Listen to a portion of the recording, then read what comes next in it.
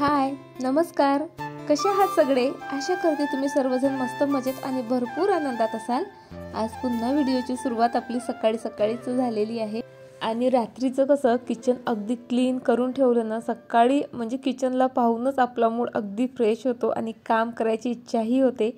आजही माझा तुम्हाला मूड अगदीच फ्रेश दिसत असेल, कारण किचनमध्ये आलं की मला खरंच खूप फ्रेश फील होतं. एकतर मी माझी किचन अगदी माझ्या मनासारखी सजवलेली आहे. भरपूर प्लांट्स आहेत आणि दिसतेही सुंदर, त्यामुळे तसंही तिला बघून माझा मूड नेहमीच फ्रेश होतोच. शिवाय किचनचा काउंटर टॉपही रात्रीच मी अगदीच क्लीन करून ठेवते आणि असा क्लीन आणि स्वच्छ काउंटर टॉप सकाळी सकाळी दिसला ना, तर म्हणजे कामं करायची इच्छाही होते. आणि आत्ता जवळपास वाजलेले आहेत फक्त 6:15 झालेत आणि माझी कणिक वगैरे मळून झाली. त्यानंतर मी भाजीची प्रिपरेशन स्टार्ट केलीच आहे. तर आरोहीचं चालू आहे. तिचा आज मॅथ्सचा पेपर आहे आणि तिला तेच बऱ्याच क्वेरीज होत्या आणि त्याच इथे ती मला विचारत होती. बघा, आजकालची मुलं ना फारच शार्प आहेत आणि त्यांना त्यांच्या प्रश्नाची उत्तरं अशी इन्स्टंट हवी असतात.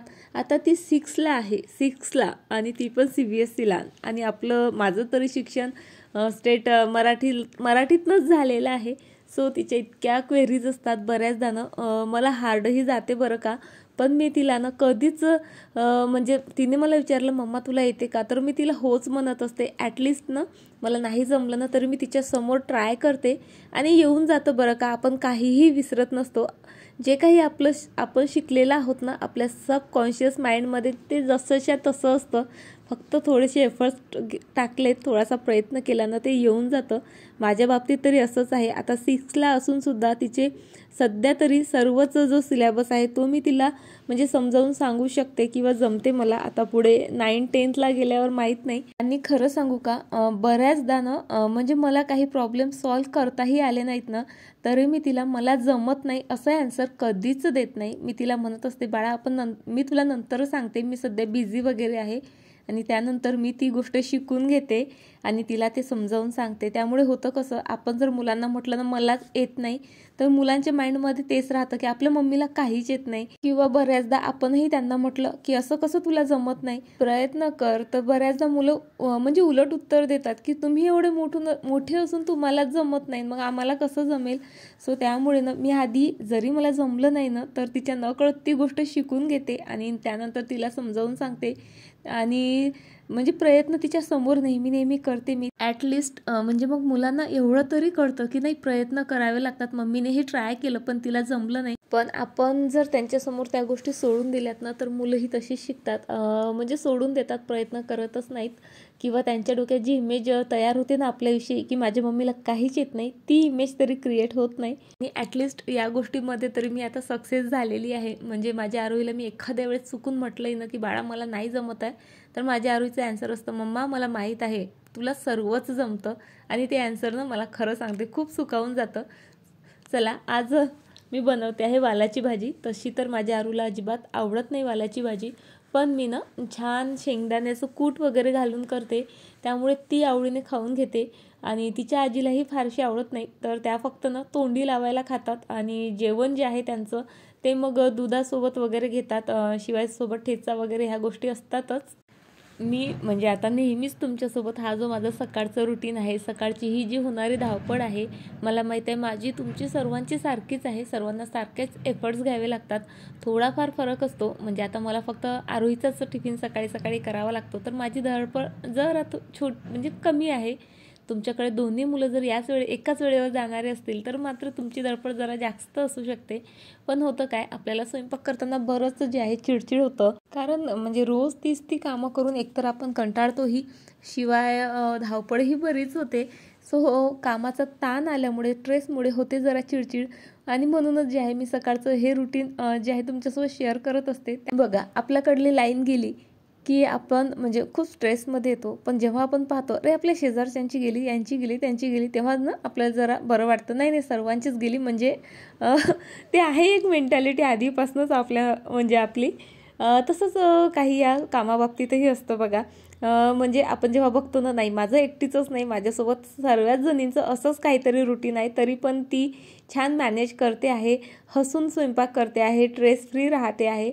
सो अशाने काय होतं, आपण जरा मोटिवेट होतो आणि जो काही स्ट्रेस येणारा असतो ना आपल्याला तो येत नाही आणि धावपळ म्हणजे होणारी होतच असते. पण जेव्हा आपण समोरच्या व्यक्तीचं असं निवांत रुटीन पाहतो की 10 मिनटं उठून ती कसं टाईम मॅनेज करते, कसं काय करते, सो त्यानुसार आपणही जरा मोटिवेट होतो आणि आनंदित होऊन जरा कामं करू शकतो. सो हे सर्व रुटीन शेअर करण्याचा माझा हाच उद्देश आहे की सकाळच्या कामांचा येणारा कंटाळा किंवा स्ट्रेस जो आहे तुमचा तो जरासा कमी व्हावा.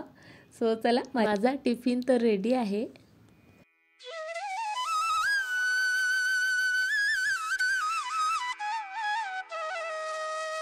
आज मला हेअर वॉश करायचा होता आणि त्यामुळेच जे आहे आज म्हणजे आंघोळ जरा लेट झाली. आणि चला, आंघोळ झाल्यावर पहिलं काम मात्र असतं देवपूजेचं. एकदा का देवपूजा झाली की सर्व घर असं म्हणजे अगदी प्रसन्न होतं आणि म्हणजे पूर्ण असं पॉझिटिव्ह वातावरण होऊन जातं ना आजूबाजूचं, की खूप छान वाटतं. आणि ना अशा पॉझिटिव्ह वातावरणात विचारही छान छान येतात आणि कामही ना पटपट आटोपल्या जातात. मी आईकडे हळदी कुंकवासाठी जेव्हा गेली ना तेव्हाच जे आहे हे लोणचे घेऊन आलेली आहे. एक तर आहे आंब्याचं आणि एक आहे करवंदाचं. आम्ही जेवायला बसलो आणि जसं लोणचं आरोहीने खाल्लं ना, आरोहीने लगेच आईला बोलली की आजी मला ना हे लोणचं पाहिजे. सो मी करवंदाचं तरी आईने मला मागच्या वेळेस दिलं होतं ना, तेव्हाही म्हटलं होतं अगं तू करवंद घेऊन जा आणि तुझ्या घरी घाल, अगदी इझी आहे मी तुला सांगते. आणि तसंही मला लोणचं घालता येते आणि त्यामुळे आई मला ना लोणचं देत नाही. आणि तिचं म्हणणं असतं की मुलीला कधीच लोणचं द्यायचं नसतं, तुला जितकं खायचं ना ते इथंच खाऊन घे. पण आता राहतो आपण 1 दिवस 2 दिवस, किती खाणार. आणि खरंच म्हणजे आईच्या हातची चव ना मी खूप मिस करते मग आल्यावर. आणि तसंही ज्या गोष्टीचं म्हणजे सायंटिफिक रिझन माहीत नसतं ना, ती गोष्ट माझं मन आणि माझा ब्रेन दोन्हीही ना इझिली जे आहे ॲक्सेप्ट करतच नाही. सो आम्ही तिला रिझन विचारलं त्याचं की का नसते न्यायचं.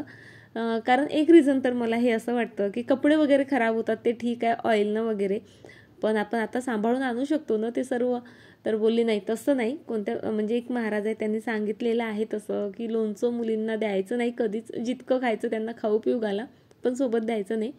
पण चला, मी तर भांडून घेऊन आली लोणचं. पण तुम्हाला जर या गोष्टी मागचं सायंटिफिक रिझन जर माहीत असेल ना, किंवा आध्यात्मिक जरी असेल, कोणतंही असेल रिझन जे मनाला पटणारं असेल तर ते नक्की माझ्यासोबत शेअर करा. म्हणजे पुढच्या वेळेसपासून मी या गोष्टीसाठी तरी आईसोबत भांडणार नाही.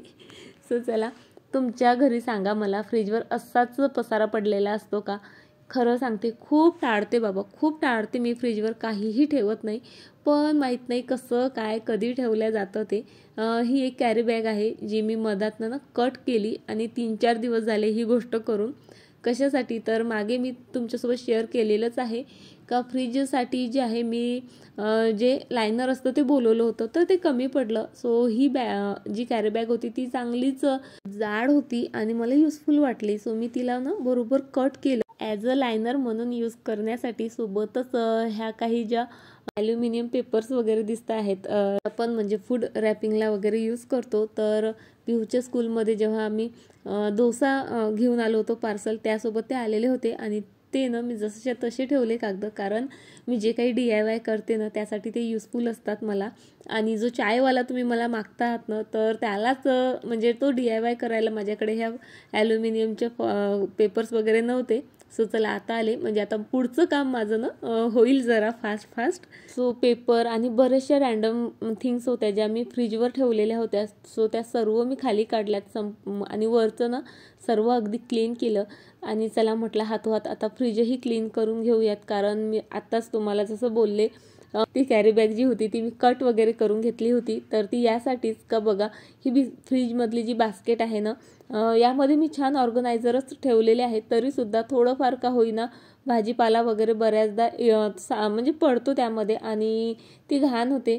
आणि नवीन फ्रीज आहे लाडा नवसाचं आणि खरंच म्हणजे जी गोष्ट नवीन असते ना आपण त्याला खूप जपतो आणि सध्या तरी मी त्याला फार जपते आहे.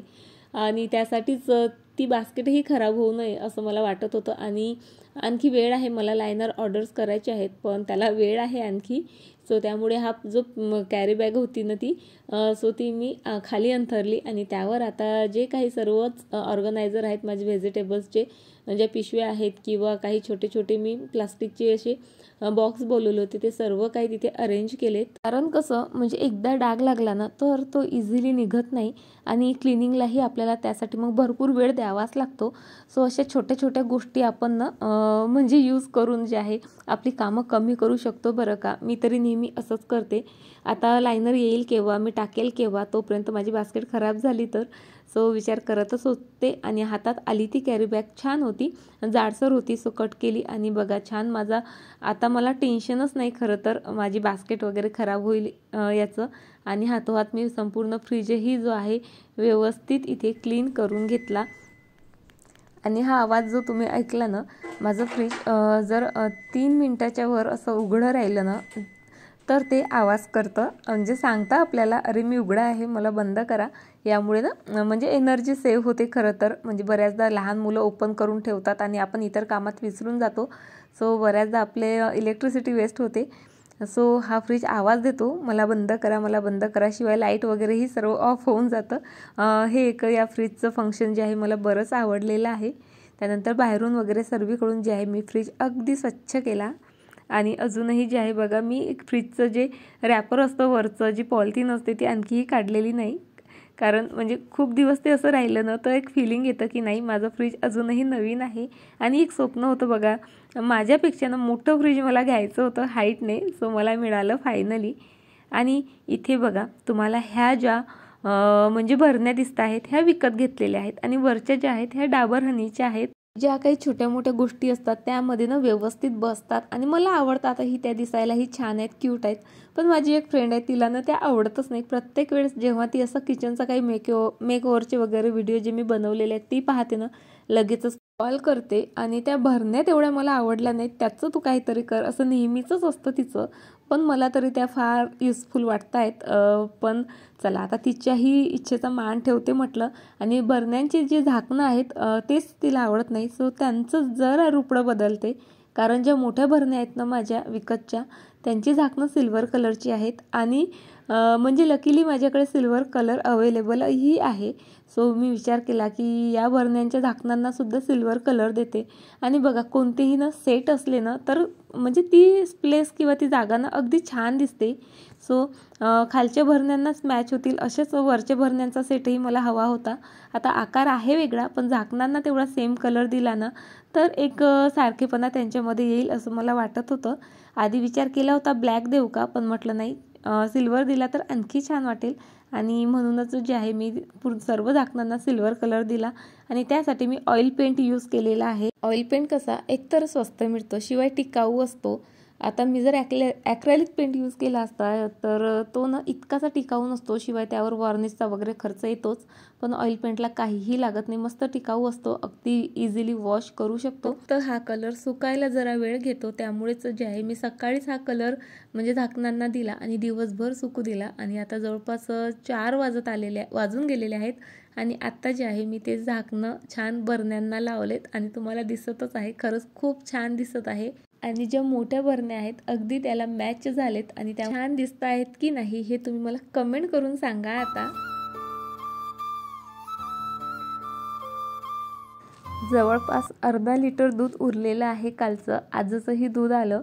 सो त्यामुळे म्हटलं त्या दुधाचं चला पनीर बनवूयात. आरू कालपासनं चालू आहे आरूचं की मला पनीरचे पराठे तरी बनवून देत किंवा मग भुर्जी तरी बनवून दे. आणि आरोहीचे पप्पा घरी नाही आहेत आणि मीही दुकानात जायचा कंटाळा करते आहे. आणि लास्ट वेळी ना पनीरचा अनुभवही म्हणजे फारच वाईट आलेला आम्हाला, फारच कडसर होतं ते पनीर. त्यामुळे विकत आणायची काही सध्या हिंमत होत नव्हती. म्हटलं चला घरीच बनवू, काही नाही अगदीच इझी आहे. दुधाला ना छान 2-3 उकळी येऊ दिल्यात, दूध ना थोडंसं थंड होऊ दिलं, त्यानंतर त्यामध्ये अर्ध लिंबू पिळलं आणि बघा लगेचच दूध फाटतं ते. आणि त्यानंतर एक गाळणी घेतली, त्यावर स्वच्छ कापड घेतला आणि त्यामधनं ना सर्व ते पनीर त्या जे काही पाणी किंवा दूध वगैरे होतं ते सर्व काढून घेतलं. शिवाय एकदा स्वच्छ पाण्याने धुवूनही घेतलं. आणि ना आता जे आहे हे पनीर छान आपल्याला बांधून घट्ट त्यावर वजन देऊन ठेवायचं असतं, म्हणजे त्याला एक शेप येतो. पण मला काय भुर्जीच बनवायची आहे किंवा पराठे बनवेल मी, सो त्यामुळे काही शेपची वगैरे मला गरज नाही. त्यामुळे फारसे एफर्ट्स न घेताना मी असंच रुमालात ते गुंडाळलं आणि त्यावर फक्त एक छोटासा जो खलबत्ता आहे तोच ठेवला. तुम्हाला जर प्रॉपर पनीर हवं असेल ना तर त्यावर तुम्ही ना छान अगदीच हेवी वस्तू ठेवू शकता, पण मला ते शेवटी कुस्करायचंच आहे त्यामुळे मी काही फारसं टेन्शन घेतलं नाही. चला आता व्हिडिओ एंड व्हायला येतो आहे आणि मी गार्डनिंगची एकही टिप शेअर केली नाही, असं तर होऊच शकत नाही, नाही का. सो माझ्या या बेडरूमच्या गॅलरीमध्ये 3 फ्लॉवरिंग प्लांट आहेत आणि बघा इतर प्लांट्सच्या तुलनेत फ्लॉवरिंग प्लांटच्या ज्या रिक्वायरमेंट्स आहेत त्या जरा जास्त असतात.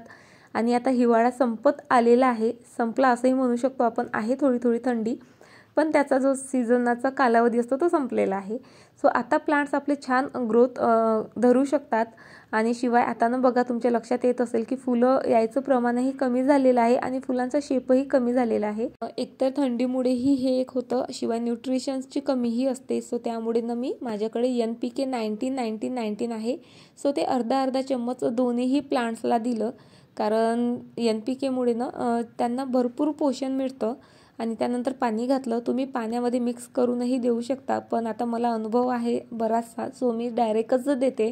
आणि बघा हे माझ्याकडे कलांचोचं प्लांट आहे, हे फ्लॉवरिंग प्लांट आहे आणि याला छान गुलाबी कलरचं ना गुच्छाचं फूल येतं, खूप सुंदर दिसतं बरं का. आणि हे बॅक साईडला जे दिसत आहे हेही कलांचोचीच एक व्हरायटी आहे, पण कलर फुलांचा रेड आहे. यांना मी नाही दिलं सध्या NPK वगैरे, कारण छोटे छोटे आहेत आणि नुकतंच जे आहे मी त्यांना ग्रो केलेलं आहे. सो छान साडी घालून तयार होऊन तुम्हाला दिसते आहे मी, कारण नुकतीच जे आहे हळदी कुंकवाला जाऊन आलेली आहे आणि त्यामुळेच थोडीशी अशी रेडी झालेली होती. आणि बघा स्माईल दिसतं आहे तुम्हाला माझ्या चेहऱ्यावर, कारण मी जाम खुश आहे, कारण आज आहे स्वयंपाकाला सुट्टी. आणि आपल्या बायकांना खरंच काय हवं असतं, म्हणजे आपल्या काही फारशा अपेक्षा नसतात. एखाद्या दिवशी एखादं जरी काम कमी झालं ना आणि तेही स्वयंपाक, तर मात्र आपली मज्जाच असते. सो मलाही आज सायंकाळच्या स्वयंपाकातून जरा सुट्टी मिळालेली आहे, म्हणून मी जाम हॅपी आहे. चला आता मस्त आमच्यासाठी पास्ता बनवते आणि आजचा व्हिडिओ जो आहे इथे संपवते. व्हिडिओ कसा वाटला ते तुम्ही मला कमेंट करून नक्की सांगाल अशी अपेक्षा आहेच. सोबत व्हिडिओ आवडला असेल तर लाईक शेअरही करा. चला भेटते मग उद्या पुन्हा अशा नवीन ब्लॉग सोबत. तोपर्यंत स्वतःची काळजी घ्या. बाय, टाटा.